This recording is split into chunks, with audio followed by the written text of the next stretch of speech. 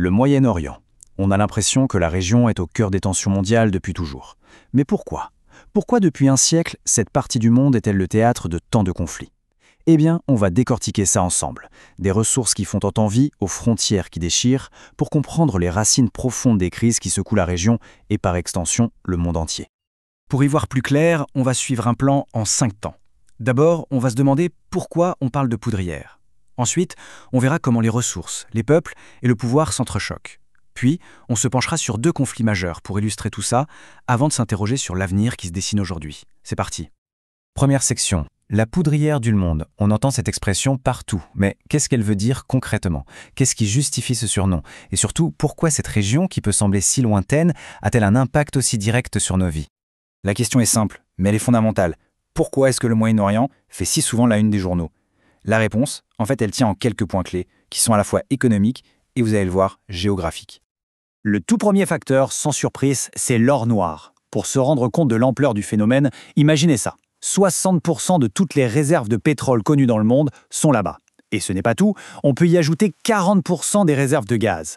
C'est simple, une bonne partie de l'économie mondiale dépend directement de l'énergie qui vient de cette région. Mais la richesse du sous-sol ne fait pas tout. Prenez une carte du monde. Le Moyen-Orient, c'est un carrefour absolument stratégique entre l'Europe, l'Asie et l'Afrique. Celui qui contrôle des points de passage comme le canal de Suez ou le détroit d'Ormuz, il contrôle en fait une des artères vitales du commerce mondial. C'est donc un enjeu de pouvoir absolument immense. Deuxième section, ressources, peuple et pouvoir. Pour bien comprendre la complexité de la région, le mieux c'est de l'imaginer comme une sorte de millefeuille, avec 3 grandes couches de tension qui sont constamment superposées. Et c'est en les analysant une par une qu'on peut vraiment commencer à saisir les enjeux. La première couche, c'est le grand paradoxe des ressources. D'un côté, une abondance folle de pétrole et de gaz qui attire absolument toutes les convoitises.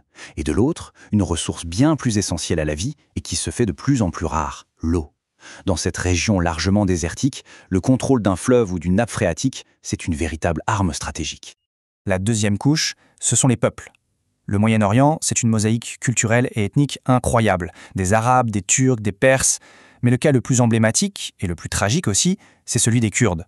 Imaginez un peu, une nation de 40 millions de personnes. C'est plus que beaucoup de pays européens, mais qui n'a pas son propre État et qui se retrouve éparpillé sur 4 pays. C'est une source de tension nationaliste explosive, évidemment.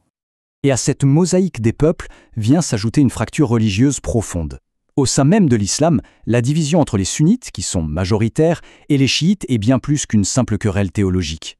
C'est devenu l'axe d'une lutte d'influence géopolitique féroce, notamment entre l'Arabie saoudite, qui se voit comme le leader du monde sunnite, et l'Iran, la grande puissance chiite. Et là, il est crucial de faire une distinction très claire. Ne pas confondre l'islam, qui est une religion, avec l'islamisme, qui est une idéologie politique apparue au XXe siècle. Le but de l'islamisme n'est pas seulement spirituel, il est bien politique. Il s'agit de faire du Coran la loi de l'État. C'est ce projet qui a pris le pouvoir en Iran en 1979 et qui inspire, depuis, de nombreux mouvements dans toute la région. Et enfin, la troisième et dernière couche, le pouvoir. L'élément absolument clé ici, ce sont les frontières. La plupart n'ont pas été dessinées par les peuples qui y vivent. Non, elles ont été tracées à la règle par les puissances coloniales, comme la France et le Royaume-Uni après la chute de l'Empire ottoman. Le résultat ? Des États artificiels où des peuples parfois ennemis ont été forcés de cohabiter. On a ainsi semé les graines de conflits qui durent encore aujourd'hui. Bon, maintenant qu'on a posé les bases, on va plonger dans notre premier cas d'étude, qui est sans doute le plus connu et le plus emblématique de la région, le conflit israélo-palestinien. Un conflit qui s'enracine dans une lutte pour une même terre et pour 2 identités nationales. Cette frise, elle résume les moments clés d'un conflit presque centenaire. Le grand basculement a lieu en 1947. L'ONU propose de partager la terre en 2 États. Un plan accepté par les dirigeants juifs, mais refusé par les États arabes. En 1948, la déclaration d'indépendance d'Israël déclenche immédiatement la première guerre. En 1967, la guerre des 6 jours redessine complètement la carte, avec le début de l'occupation de la Cisjordanie et de Gaza. Puis, un immense espoir naît en 1993 avec les accords d'Oslo, mais il sera anéanti en 2000 avec le début de la seconde intifada. Chaque date est une cicatrice et un tournant décisif. Tout le drame du processus de paix est résumé ici. D'un côté, la promesse immense des accords d'Oslo en 1993, de l'autre, la réalité brutale qui a suivi. L'assassinat du Premier ministre israélien Yitzhak Rabin par un extrémiste juif a porté un coup terrible au camp de la paix. En parallèle, la montée en puissance du Hamas, qui refuse tout compromis, et la poursuite de la colonisation israélienne ont fini par briser complètement cet élan. Allez, on passe à notre deuxième grand cas d'étude. Celui-ci met en lumière le rôle central du pétrole et des interventions étrangères. Je veux bien sûr parler des guerres du Golfe. Un nouvel ordre mondial. Cette phrase, prononcée par le président Bush père en 1991, est la clé pour comprendre ce qui va se passer. La guerre froide vient de se terminer et les États-Unis veulent imposer une nouvelle vision.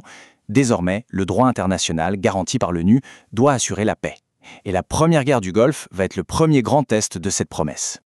Et rien n'illustre mieux le changement de décor que la comparaison de ces deux guerres. D'un côté, 1991, une immense coalition internationale avec la bénédiction de l'ONU pour libérer le Koweït qui venait d'être envahi par l'Irak de Saddam Hussein. C'est un succès pour ce qu'on appelle la sécurité collective. De l'autre, 2003, une intervention menée par les États-Unis, mais cette fois sans l'accord de l'ONU, et basée sur des accusations d'armes de destruction massive qui se révéleront fausses. Le résultat ? Pas la démocratie promise, mais le chaos, la déstabilisation de toute la région et la montée en puissance de groupes terroristes comme Daesh. Nous voilà dans notre dernière section. Après avoir analysé ces dynamiques et ces conflits, quel est l'héritage laissé par ce siècle de guerre et d'intervention au Moyen-Orient? Qu'est-ce qu'il en reste aujourd'hui? S'il y a bien une leçon à retenir de tout ça, c'est peut-être celle-ci. Très souvent, les interventions militaires extérieures, même quand elles partent d'une bonne intention, finissent par aggraver les problèmes qu'elles voulaient résoudre. L'invasion de l'Irak en 2003 en est l'exemple le plus tragique. En voulant se débarrasser d'un dictateur, on a ouvert une boîte de Pandore qui a mené au chaos et a permis l'émergence de Daesh. En fait, c'est la nature même de la guerre qui s'est complètement transformée dans la région. On est passé de conflits assez classiques, une armée nationale contre une autre, à ce qu'on appelle des guerres asymétriques, où des armées très puissantes font face à des guérillas et des insurrections. Et le dernier stade de cette évolution, ça a été l'émergence de proto-États terroristes comme Daesh.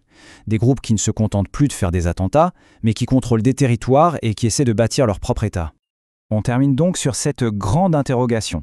Après un siècle de guerre, alors que l'héritage des frontières coloniales, des rivalités religieuses et de la course aux ressources pèse encore si lourdement, à quoi pourrait bien ressembler un chemin vers une paix qui soit durable ? La question reste évidemment entière et sa réponse définira non seulement l'avenir du Moyen-Orient, mais aussi une bonne partie de l'équilibre du reste du monde.